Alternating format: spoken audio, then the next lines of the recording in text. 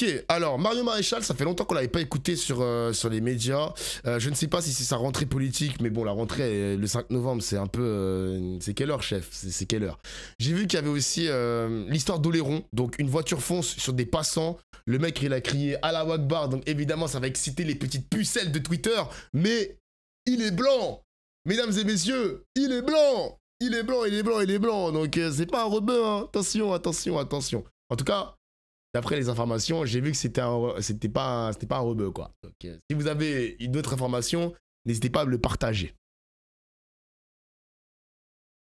Il est caucasien. Il s'appelle Georges. Oula, ça veut rien dire Dofla. Non, mais évidemment, les mecs, je m'en bats les couilles de la couleur de peau. Parce que j'ai vu les tweets ce matin. L'identité, enfin en tout cas l'identité et la couleur de peau, vous savez très bien que c'est la première chose que pense l'extrême droite. Moi, je m'en bats les couilles, les mecs, de la couleur. Je m'en fous. Genre, je m'en fous. Je m'en fous. Genre, je m'en fous. Donc, ça veut rien dire d'Ofla. Frérot, tu sais très bien que je suis pas là pour nourrir l'extrême droite. Hein. Il s'appelle Jacques. Il s'appelle Jacques. Voilà, Akbar. Mais Jacques. Le parquet antiterroriste enquête encore et en supervision sur place. Et l'homme est entendu. Voilà ce que disait le ministre de l'Intérieur, Laurent Nunez.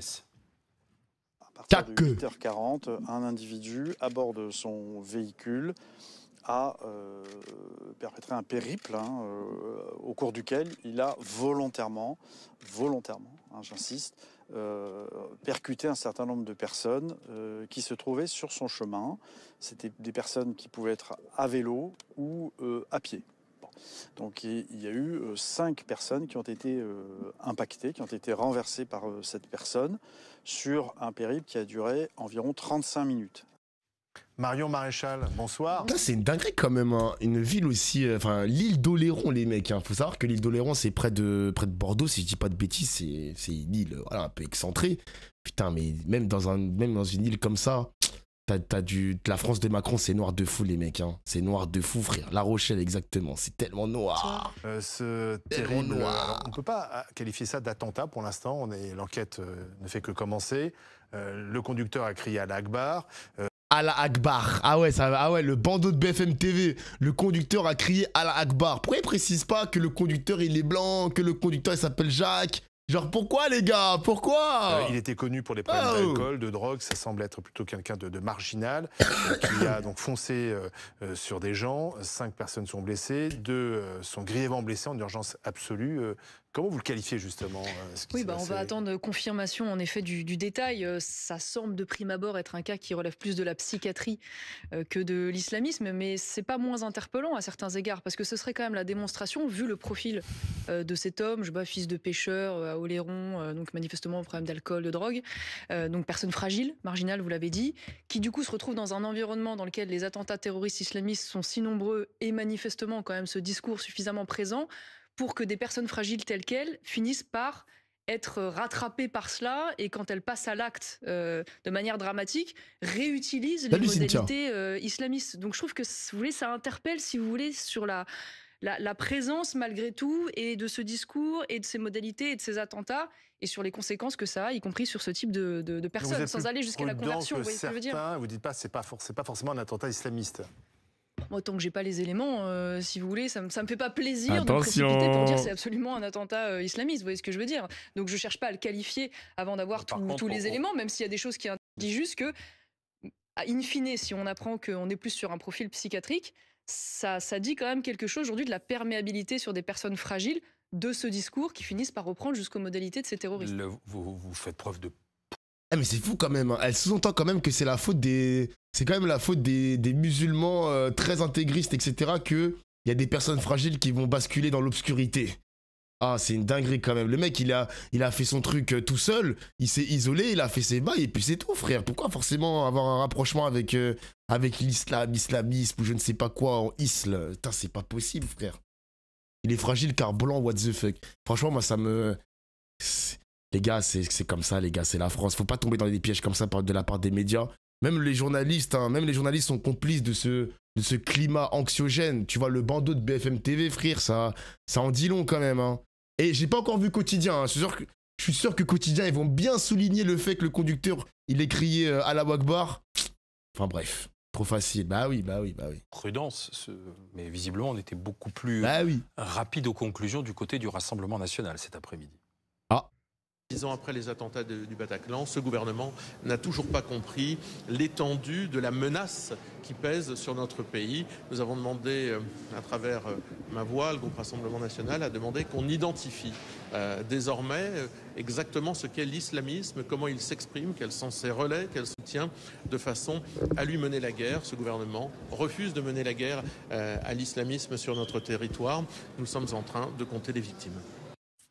Non, mais ce qui est vrai néanmoins, et là où Sébastien Chenu a évidemment raison, au-delà de ce cas particulier, c'est qu'on est encore très loin de pouvoir lutter efficacement contre le discours islamiste dans notre pays. On voit encore sur les réseaux sociaux des discours islamistes se propager, se multiplier. On voit encore des associations qui ont des liens suspects avec des organisations islamistes, notamment aux Frères musulmans, qui continuent de prospérer et d'être actifs, pas seulement au niveau français, d'ailleurs y compris au niveau européen et parfois financés par l'argent du contribuable. Donc c'est vrai que de ce fait-là, et puis disons-le aussi, l'importation sur notre sol de produits radicalisés et de personnes radicalisées à travers l'immigration de masse. Et de ce point de vue-là, on ne peut pas dire que la réponse du gouvernement est absolument satisfaisante. Est-ce que ce sont les islamistes qui ont gagné à New York? Est-ce que c'est le nouveau maire de New York, M. Hamdani, peut être affilié aux islamistes? Parce que sur Instagram, il y a eu des conclusions rapides, notamment de votre part, en disant que c'était... What the fuck, la question de malade. À ciel ouvert, aucune ville, ni à l'abri de la gauche woke et islamiste. C'est comme ça que vous qualifiez le nouveau maire de... Attends, Zoran Mamdani était le candidat soutenu par Rima Hassan, Mélenchon et toute l'extrême gauche réunie, 24 ans après le 11 septembre. Non mais faut cook ça, c'est pas possible. Mais c'est quoi le rapprochement entre être musulman et avoir la mairie de New York? En mode, c'est quoi ce bordel? Il va d'être élu maire de New York avec le même programme de ruine économique que celui de la France insoumise. La métropole américaine pourrait devenir une ZAD pro-Hamas à ciel ouvert. Aucun pays, aucune ville n'est désormais à l'abri d'une prise de pouvoir de la gauche woke et islamiste. Pour éviter cette dérive en France, une seule issue, la coalition des droites, maintenant, right fucking now. Waouh. Putain les gars, putain. Tout ça, ça va trop loin tout ça. Attendez que son mandat se termine. Attendez frère. Attendez, faites le bilan après, il a même pas commencé. Il a même pas posé ses valises à l'intérieur de la mairie de New York. Attendez, wesh. Ah là là là là là là. Et vous faites un parallèle avec le 11 septembre, 24 ans après le 11 septembre, faut que je vois de l'eau. élu maire de New York. Écoutez, je vais vous dire... parlez de ZAD pro-Hamas à ciel ouvert. Je m'en remets à l'expertise d'une femme reconnue dans son domaine qui s'appelle Florence Bergeau-Blacker, qui est professeure au CNRS, qui est spécialiste des frères musulmans, comme vous le savez, et qui elle-même a dénoncé sur cet homme, Mamdani, des liens troubles avec notamment les frères musulmans. Elle a relevé par exemple que sa campagne avait été financée par une ONG qui s'appelle le Conseil pour les relations entre l'Amérique et l'Islam, ONG affiliée aux frères musulmans, qui a également financé le Hamas. Voilà, et il y a des profils autour de lui, notamment Mohamed Mansour, qui a défendu des terroristes, qui a critiqué des femmes qui étaient sorties de l'islam. C'est un homme qui a des positions pro-palestiniennes extrêmement radicales. Bon, on peut être pro-palestinien et ne pas être un islamiste. D'accord, mais là, ce que je viens de vous révéler, excusez-moi, ça va au-delà quand même simplement de s'émouvoir, on va dire, évidemment, du cas des civils palestiniens.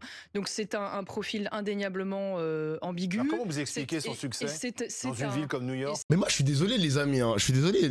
Le fait de faire des portraits comme ça, négatifs, de chaque personnalité politique, je trouve ça pas pertinent. Enfin, ça peut être pertinent, mais pas trop non plus. Parce que si tu le fais sur M. Mamdani, tu peux le faire aussi sur Donald Trump. Moi, mec, désolé, Donald Trump, il a traîné avec Epstein, gros. Il a traîné avec Epstein. Tu veux faire quoi? On a fait pareil. Marine Le Pen, elle a bossé avec des députés RN qui ont été plus ou moins complices du terrorisme en France. D'ailleurs, j'ai vu que Thomas Porte, il a partagé un article qui a parlé d'un député RN qui était proche du terrorisme.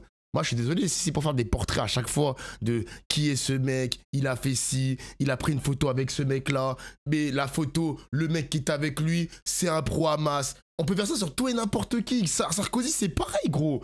Sarkozy, c'est pareil. Donc, moi, je suis désolé, mais je trouve ça ridicule de tout le temps faire le portrait de...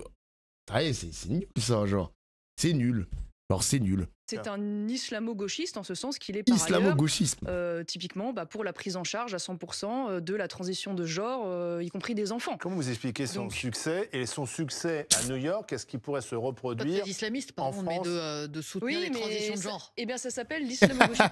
C'est comme ta photo avec Alain Soral, tu sais, le mec qui diffuse des fake news. C'est faux ça, c'est faux les gars, c'est faux, attention, c'est faux. C'est le grand paradoxe, c'est la convergence des luttes, si vous voulez, qui fait qu'aujourd'hui on arrive en effet à voir travailler ensemble, et c'est pas seulement vrai aux États-Unis, d'ailleurs c'est vrai aussi en France. Alors justement, à la fois des militants LGBTQI+, et à la fois des militants islamistes, toujours face au même adversaire, mais est-ce qui que est ce celui phénomène...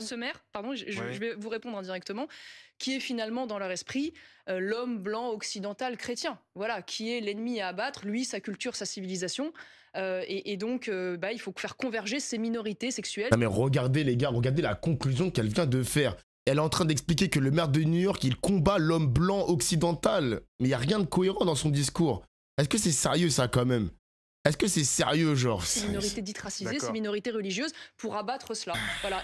Mais parce que là, ça se passe à New York, on pourrait se dire c'est chez les Américains, c'est loin de nous. Est-ce que ça peut arriver en France? Ce type de profil pourrait gagner des grandes villes via LFI? C'est pas si loin Parce que les de nous. députés LFI l'ont soutenu. Manon Aubry était sur place. J'allais exactement y venir, c'est-à-dire que c'est un candidat qui a été soutenu par Jean-Luc Mélenchon, soutenu par Rima Hassan, soutenu par Manon Aubry, soutenu par Madame Tondelier, qui explique que c'est une incroyable inspiration. Ce sont ces mots. Donc moi, je pense que la leçon à en tirer, c'est que des profils comme celui-là peuvent un jour prendre le pouvoir dans des grandes villes occidentales, européennes. Et donc, c'est ce qui d'ailleurs m'appelle à avoir la réponse la plus rapide possible, qui pour moi est celle de la coalition des droites, parce que je pense qu'aujourd'hui, on est face à un adversaire existentiel. Ça justifie l'union des droites. Politique, on va y arriver, un adversaire existentiel. Juste quand on regarde, il y a un particularisme de Mme Dany. Quand on regarde le sondage sorti des urnes de CNN, il est élu essentiellement par les New-Yorkais qui viennent d'arriver à New York, par une sociologie aussi électorale qui a beaucoup bougé. 33% de l'électorat juif qui vote pour lui. Donc les attaques sur l'antisémitisme supposé du candidat n'ont pas convaincu les électeurs. Et puis... Heureusement qu'elle a dit supposé quand même, parce que ça l'a fait passer pour un antisémite, mais 33% des juifs ont voté pour lui quand même. Donc, bon. Merci à Kimbo pour le sub. Surtout, il s'est présenté 33%. Il a eu comme agent électoral, quelqu'un qui s'est présenté comme l'anti-Mamdani, lui-même devenant de fait l'anti-Donald Trump. Est-ce que ce qui aide le plus cette gauche radicale, c'est de pas d'avoir précisément en face une droite radicale? Est-ce que vous n'êtes pas les meilleurs agents électoraux de cette gauche-là? Je crois que ce qui aide le plus ce type de candidat, c'est la démographie. Et vous venez de vous le dire vous-même par votre analyse, c'est-à-dire que c'est un candidat, c'est attesté par les chiffres, qui est d'abord et avant tout élu par les populations immigrées. D'ailleurs, il s'en cache pas. Je ne sais pas si vous avez écouté son discours, qui est très vindicatif, quasiment belliqueux d'ailleurs, le soir de sa victoire. Ah ouais. New York est une ville d'immigration, elle l'est et le restera. Ultra. Ah ouais, la démographie directement, genre c'est la démographie qui a fait que monsieur a été élu, genre c'est... Ouais, c'est une dinguerie quand même. Mais vous savez que ce discours, ça va être la même chose en France, les amis, aussi. Zemmour tient ce discours presque tous les jours quand il parle de la France insoumise. Il espère avoir le vote des immigrés, le vote des musulmans, etc., etc. Genre, en mode, ça va invisibiliser les blancs. Genre, un blanc ne peut pas être de gauche. C'est pas possible dans les yeux de Zemmour et de Marion Maréchal, etc. Tous les jours, je vous le dis, les mecs, tous les jours, je le répète. Les blancs, vous avez du souci à vous faire. Il y a des gens qui vont vous mettre un putain de pressing. On l'a vu tout à l'heure avec Katsup, la streameuse, qui avait revendiqué être apolitique. Bon, l'extrême droite lui est tombée dessus. Maintenant que tu as expliqué ta définition d'apolitique, tu as des convictions, etc., il y a des personnes qui l'ont demandé sur Twitter, mais c'est quoi tes convictions du coup? Tu es pour, tu es contre l'immigration, tu es pro-IVG, anti-IVG? C'est quoi, plus ou moins, genre, choisis ton camp. Tu crois au grand remplacement ou pas? Vous voyez le pressing? Après, en vrai... Tout le monde doit se manger un pressing d'un jour ou l'autre. Genre, noirs et arabes, on a pris tellement cher, les mecs. Surtout vous, les rebeux. Les rebeux, les musulmans, surtout les musulmans, vous avez pris tellement cher par les médias. S'il y a un pressing de ces mecs-là sur les blancs... Bon, après, là, pour l'instant, ça se passe sur Twitter. À un moment donné, c'est la... Vous allez prendre un jour ou l'autre, les mecs. Un jour ou l'autre, ça va tomber sur vous, les blancs, les amis. Et c'est pas fini. Voilà, c'est pas fini. Genre, la natalité... J'ai vu que Frontière, donc le média Frontière, ils ont fait un merch. Ils ont sorti des t-shirts où il y a marqué « Faites des bébés ». Il y a marqué « Faites des bébés » sur le t-shirt, les gars. Donc vous allez le manger, ce pressing, les blancs. Les femmes blanches, vous allez le manger, ce pressing. Ça va, faut avoir les reins solides. Faut avoir les reins solides, mesdames. Messieurs aussi. Communautaire, oui. où il explique que, en effet, New York est une ville d'immigrés. C'est déjà le cas, ça va se multiplier les mecs. Donc quand on n'est pas ça va se multiplier tout ça. On ne l'intéresse pas. Manifestement, d'ailleurs, le seul immigré qu'il ne supporte pas, c'est Christophe Colomb, parce qu'il fait des doigts d'honneur devant sa statue. Il explique qu'il veut déboulonner la statue de Christophe Colomb. Voilà, ça en dit long. Donc c'est un discours extrêmement de division et quasiment d'opposition. Mais vous parlez de l'union des droites. Ethnico-religieuse. Vous dites la meilleure réponse, c'est l'union des droites. Mais comme le dit Nella, est-ce que c'est pas justement au contraire... Y a-t-il des mères porteuses dans le chat vos adversaires de la gauche radicale, c'est-à-dire qu'il y a deux radicalités qui s'affrontent et qui dans une sorte de complicité, finalement, ils se font monter une fois de plus, je pense que c'est terrible d'être influenceur, genre t'es forcé d'avoir un pressing sur des sujets qui occupent aucunement ton esprit, ça se trouve, pour que des gens matrixés par la politique te mettent sur une casse, c'est une folie. Ouais, moi franchement, c'est pour ça les mecs, je rentre pas dans ces zones-là, enfin dans cette zone-là, cette zone qui est très grise, dans le sens où j'ai vu des influenceurs critiquer Catsup. Genre parce que Catsup, elle est pas à fond dans la politique, parce qu'elle a utilisé le mauvais terme, le mauvais mot apolitique, ça lui est tombé dessus. Moi, je veux pas tomber dans ça, les mecs. Vous savez très bien c'est quoi mon objectif en stream. J'ai envie de vous donner des outils pour vous politiser. Je suis pas là pour... Après, j'ai envie de vous mettre dans la case de la gauche, mais comme il y a plusieurs nuances de gauche, choisissez votre bonne gauche. Mais la droite, pour moi, c'est quelque chose qui pue en France. La droite, je suis désolé, la droite française, elle est pas bonne. Elle est pas bonne. Mais quand je vois des influenceurs mettre un pressing sur Catsup, moi, je marche pas dans ça, les mecs. Moi, je marche pas dans ça. Je suis pas... Moi, ça me rend triste. Je le dis, ça me rend triste. Faut pas mettre des pressings comme ça sur les influenceurs. Après, c'est comme ça. Quand t'es spectateur de cette histoire, influenceur ou non influenceur, quand t'es spectateur d'une gauche qui est très radicale dans ses propos, ou une droite qui est très radicale aussi, t'as envie de voter Édouard Philippe, frère. C'est à cause de ces mecs-là qu'Édouard Philippe, il gagne des points. Il y a trop d'extrêmes. Faut arrêter à un moment donné de mettre des pressings comme ça, parce que sinon, ça va donner des points supplémentaires à Édouard Philippe, s'il vous plaît, genre. S'il vous plaît. La réponse est à trouver du côté de la démographie. C'est d'ailleurs le calcul électoral cynique fait, y compris par l'extrême gauche que nous connaissons ici, voilà, et qui se sent obligé de parler matin et midi et soir de la question palestinienne. Même si on peut s'en émouvoir, la question palestinienne était centrale dans la vie politique française. C'est bien qu'elle parle à une certaine population comme un levier électoral. Et donc moi, la seule chose que je dis, c'est qu'aujourd'hui, ce qui se passe aux États-Unis est une leçon pour nous. Ne croyons pas que nous pouvons échapper demain à des profits tels que ceux-ci. Vous dans pensez des grandes villes françaises. Dès les municipales de mars, par exemple, vous dites qu'il peut y avoir des Mamdani dans les villes françaises. Ah bah je pense que tout est possible. Alors est-ce que ce sera des ces municipales-là ou est-ce que ce sera les suivantes? Vous savez, il y a un certain nombre de pays, je pense notamment à la Belgique, où aujourd'hui vous avez quasiment des partis islamistes revendiqués. Pour aller plus loin, l'union des droites, c'est dès les municipales ou il faut attendre 2027? Ah bah moi, le plus tôt sera le mieux, j'ai envie de vous dire, parce que chaque jour, évidemment, certains ne veulent pas. Sans ce travail, est un jour perdu pour... Marine Le Pen n'en veut pas. Sauf que moi, le constat que je fais, c'est que vous l'avez vu récemment, il y a eu un vote à l'Assemblée nationale qui est quand même une victoire historique. On aurait imaginé cela il y a 6 mois, ça aurait apparu, ce serait apparu... de 1968 sur l'Algérie. Oui. Ce serait apparu comme de la politique fiction. Or, il y a eu une majorité constituée sur ce texte, donc la dénonciation des accords de 68 avec l'Algérie. Il faut rappeler, ces accords ont créé une sorte de régime d'immigration favorable pour les Algériens. À l'Algérie que le droit commun de l'immigration. Et vous avez là eu une convergence de votes, Rassemblement national, nos députés Identité Liberté, UDR, avec une partie en effet d'Horizon, les Républicains, pour défaire cette gauche. Cette gauche d'ailleurs dont on découvre, ça a été un beau révélateur ce débat, qu'il n'y a pas seulement des députés LFI, mais surtout des députés FLN.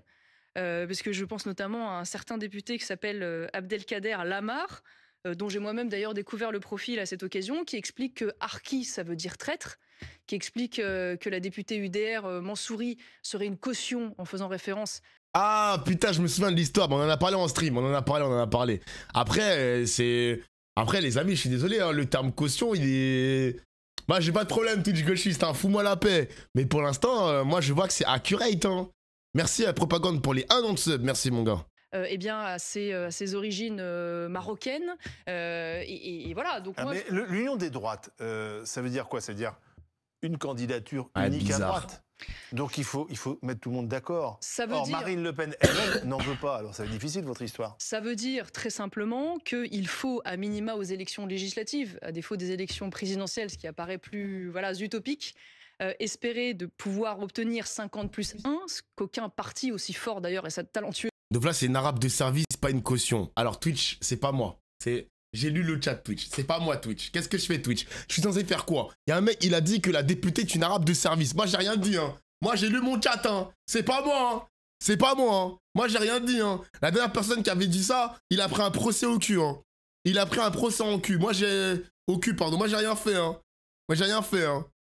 Je suis arabe, j'ai le droit. J'ai lu le chat encore. Il a dit qu'il est arabe, il a le droit de dire que c'est une arabe de service. Moi, j'ai rien fait, hein. Jure, un nouveau Freedom sub. speech, hein. Freedom of speech, hein. Liberté d'expression, Twitch.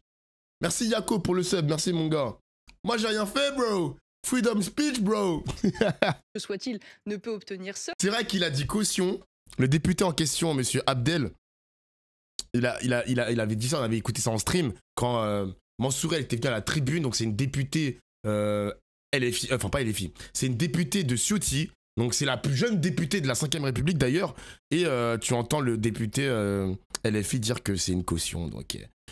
Et s'il avait dit arabe de service, putain, oh là là, le divertissement qu'on aurait eu, frère. Le divertissement. Merci Sophie. Merci Sophie. Bonsoir Sophie, pardon.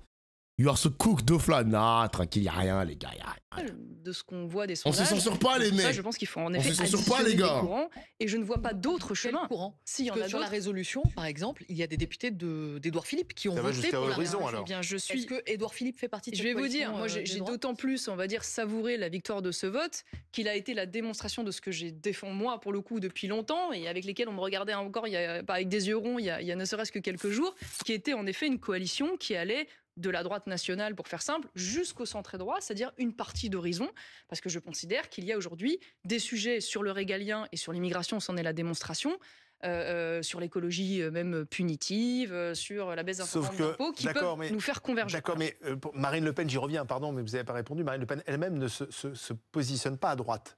Non, donc ça va être difficile de lui demander de participer à une union des droites. Je vous le forceur, j'ai l'impression que l'union des droites, c'est l'union des seconds couteaux, entre guillemets, excusez-moi. Quand on regarde les sondages, Bardella, c'est 35%, Marine Le Pen. Donc on a l'impression que la présidentielle, en tout cas, pour la qualification pour le deuxième tour, est jouée du côté du RN. Donc je vois pas quel est l'intérêt pour le RN de s'allier à vous. C'est pas con ce qu'il dit, journaliste, hein. C'est pas con, hein. Bon, après, évidemment... Les sondages, les gars, faut pas trop faire confiance aux sondages. Mais quand tu vois un Bardella à 35%, quel est l'intérêt à Bardella, quel est l'intérêt de Bardella, pour Bardella, pardon, de faire l'union des droites? Il a aucun intérêt, mon gars. Il a aucun intérêt. S'il y a des gens qui veulent bosser pour Bardella, ben allez le rejoindre de votre propre chef. Mais lui, il va pas aller appeler à une union des droites. Je pense que maintenant, il faut lâcher ça, genre. Il faut lâcher ça, wesh. Par Knafo, Éric Zemmour et les autres. Lâcher ça. On a l'impression que, bien sûr que je vois l'intérêt pour vous de promouvoir ça. Mais pour ceux qui sont en tête de tous les sondages, quel est l'intérêt? Non mais genre, je vous mets très à l'aise. Ça va très au-delà de moi. L'intérêt, c'est d'obtenir une nouvelle majorité à l'Assemblée nationale. Et quoi qu'on en pense d'ailleurs... Peut-être que le RN l'obtiendra tout seul. Et si aujourd'hui le Rassemblement national domine très largement, indéniablement dans les sondages, rien n'a dit qu'il puisse obtenir demain seul, ou en tout cas avec aujourd'hui la situation actuelle, une majorité absolue. Donc moi, ce que je dis, c'est qu'il faut obtenir cette majorité absolue. Je vais plus loin, Marie Maréchal. Mais majorité absolue. Oui. Donc majorité absolue pour accompagner un président de la République. Parce que sauf s'il y a dissolution en amont, là on serait trouvé dans un amont, mais on reste dans le calendrier de cohabitation. Pour l'instant, tel qu'il s'annonce, ça voudrait dire éventuellement les mêmes candidats aux législatives et on se met tous derrière le même candidat pour la présidentielle? Alors moi je pense qu'il peut y avoir une candidature à la présidentielle, des candidatures diverses et qui ensuite aboutissent à ce qu'il y ait un accord au moment des élections législatives. Ça n'a rien d'absolument délirant si vous voulez, une fois que les rapports de force sont constitués. Ça veut dire que vous fragilisez, vous émietez le vote de cette union des droites que vous appelez de vos voeux à l'élection présidentielle. Il m'apparaît plus utopique d'imaginer quand même une candidature unique. Mais par contre, il n'y a rien d'incohérent à envisager qu'il puisse y avoir un premier tour qui se joue avec des rapports de force qui sont constitués. Parce en France, en général, la primaire, c'était le premier tour de l'élection présidentielle.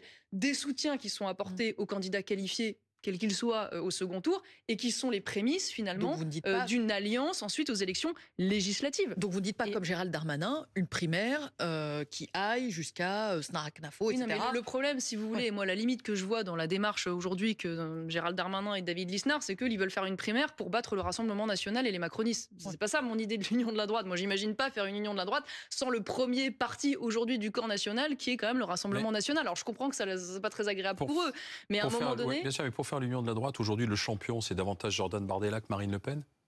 Non mais écoutez, pour gagner. Là aujourd'hui, même le Rassemblement national ne se projette pas dans cette hypothèse. Vous l'avez compris, puisqu'aujourd'hui Marine Le Pen est candidate jusqu'à la décision judiciaire. Oui, aujourd'hui, et on verra ce qu'il en qui est le donne mieux à ce placé moment-là. pour justement emmener la droite à la victoire? Est-ce que c'est Jordan Bardella ou Marine Le Pen? Aujourd'hui, vous l'avez compris, puis quand Marine Le Pen est en candidate, je soutiens Marine Le Pen, Jordan Bardella soutient Marine Le Pen. Les gars, j'aime bien cet arc. Hein.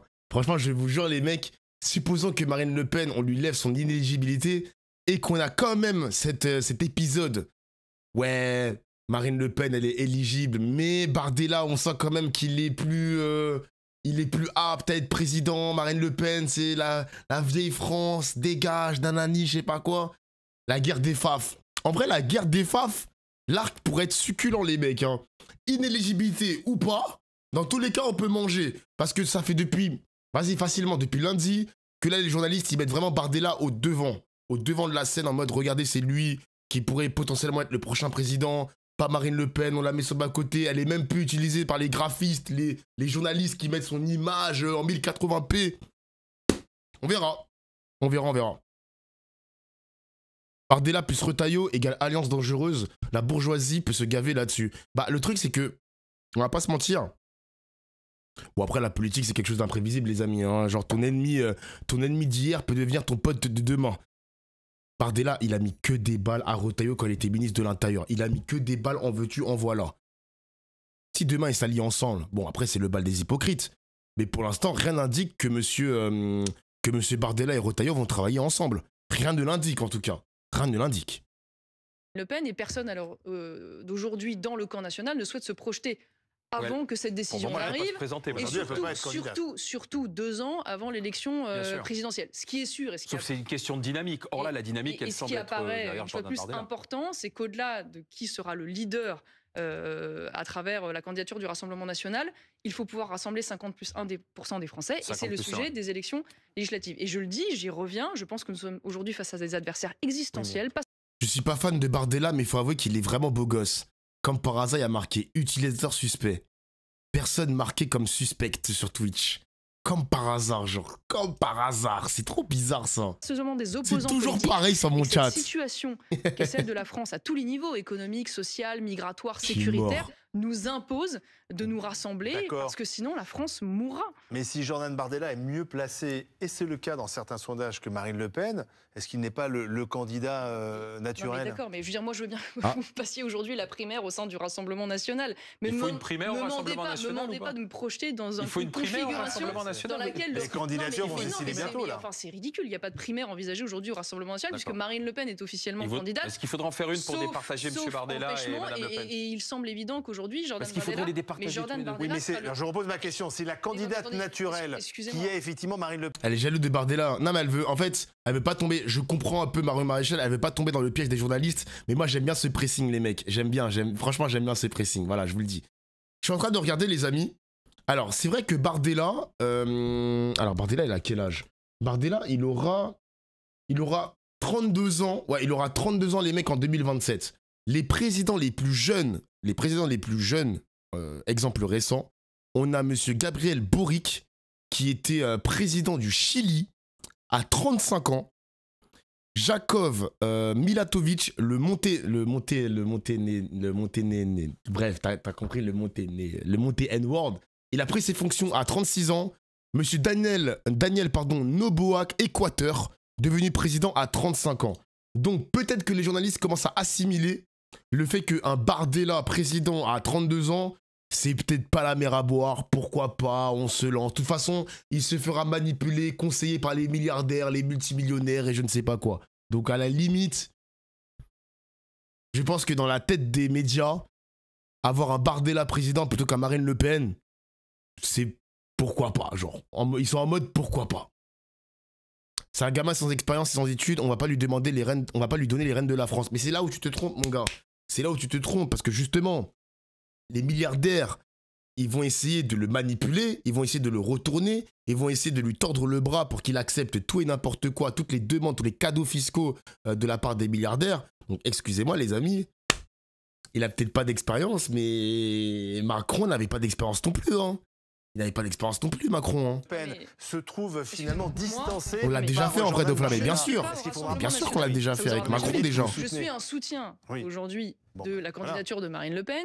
J'ai ma propre autonomie avec la ligne qui C'était est la le mot, mienne. Est-ce Et que c'est les mots trash veut baits justement parler à des Français de droite qui aujourd'hui c'est peut-être pas absolument convaincus par le Rassemblement national, en ayant beaucoup de points d'ailleurs de convergence. Et donc je vais pas me projeter dans une configuration dans laquelle le RN lui-même refuse de se projeter. Je veux dire, ça n'a pas de sens. Quand je lis et j'écoute ce que dit Jordan Bardella, je vous sens plus proche de Jordan Bardella que Marine Le Pen aujourd'hui sur une ligne un peu plus libérale, lorsqu'il dénonce notamment l'État, enfin l'enfer fiscal que représente la France. Si vous voulez, au-delà d'ailleurs de ce sujet-là, parce que j'aime trop la fitna comme ça. Il faut quand même comprendre, enfin moi je veux bien qu'on passe 25 minutes sur qui que quoi à la présidentielle, mais on est quand même aujourd'hui dans une situation... C'est le rendez-vous d'un homme ou d'une femme avec le peuple. C'est évidemment très important, mais le sujet c'est d'abord de savoir comment on sort de la situation actuelle. Or on est aujourd'hui quand même dans une situation, il faut quand même les Français l'anticipent, dans lequel probablement d'ailleurs le Parlement ne pourra pas examiner dans les temps le budget tel qu'il se présente aujourd'hui à l'Assemblée. Nous allons probablement avoir un budget qui passera par décret, c'est-à-dire imposé par le gouvernement, c'est-à-dire un budget qui prévoit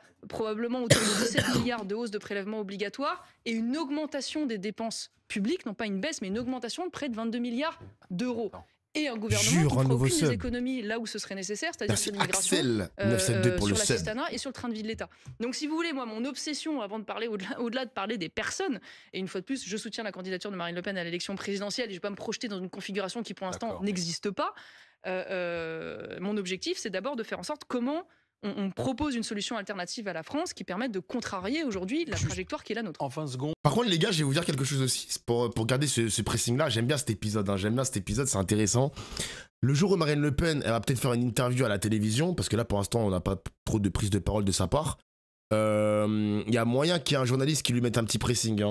Marine Le Pen, Bardella, il est à 35% dans les sondages. Vous en pensez quoi Est-ce que c'est pas mieux de laisser votre place parce que vas-y, t'es un peu trop vieille et Bardella, faut laisser place aux jeunes, genre.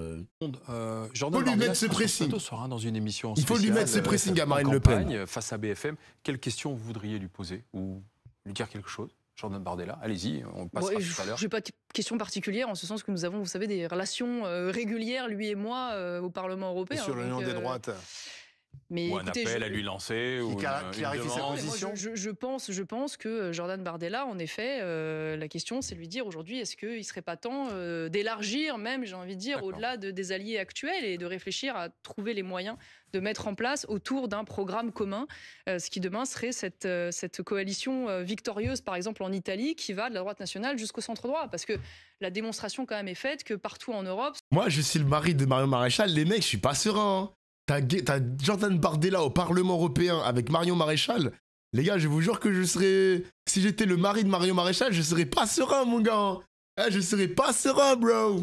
Non. Je sais pas ce qui se passe dans les couloirs à Bruxelles, mais Bellec, hein. Ce sont des coalitions Bellec, mon gars. Ça va voler ta meuf, hein. Les gouvernent, et je pense que la France devrait s'en inspirer. Voilà. C'est la polémique du moment, Chine, le géant asiatique. Faut-il l'interdire? Vous avez du Chine sur vous ou pas? Non, j'ai pas de Chine. Vous commandez sur Chine? Donc là, tu dis n'importe quoi. Oh là, tu me premier degré qui me pète les couilles. Oh là. Monsieur Célesto Molda, pourquoi vous êtes le chiant de la soirée, bordel? On peut rigoler ou pas, bordel de merde? Non, jamais. Jamais, j'y suis jamais allée. Mais je vais vous dire, moi, au-delà du débat sur la souveraineté, la responsabilité individuelle, qui est parfois un peu facile, évidemment, venant des députés macronistes qui ont des moyens que n'ont pas beaucoup de Français, pour moi, mon point de vue, c'est d'abord celui de la protection du consommateur. Parce que le problème de Shine, c'est Shine, je sais pas, tout le monde le prononce de manière un peu différente. C'est vrai. Le problème de Shine, si vous voulez, c'est d'abord le fait qu'il trouve un moyen de contourner les contrôles et les réglementations. Et donc, on a découvert qu'il y avait des composants dans les vêtements, dans les jouets des enfants, qui étaient des composants toxiques, des perturbateurs endocriniens qui empoisonnent finalement les populations. Ou pas, alors, et donc oui, moi, à partir du moment, si vous voulez, où nos réglementations ne sont pas respectées, il m'apparaît évident qu'il faut interdire jusqu'à ce qu'ils se mettent en conformité, au-delà du fait que ça crée une concurrence déloyale pour nos petits commerçants. Et moi, j'ai d'ailleurs demandé un débat au Parlement européen pour que ce sujet ne soit pas seulement traité au niveau national, mais soit aussi traité, bien sûr, au niveau du marché commun, ce qui m'apparaîtrait quand même la moindre des choses. Voilà. Merci Marion Maréchal. Merci.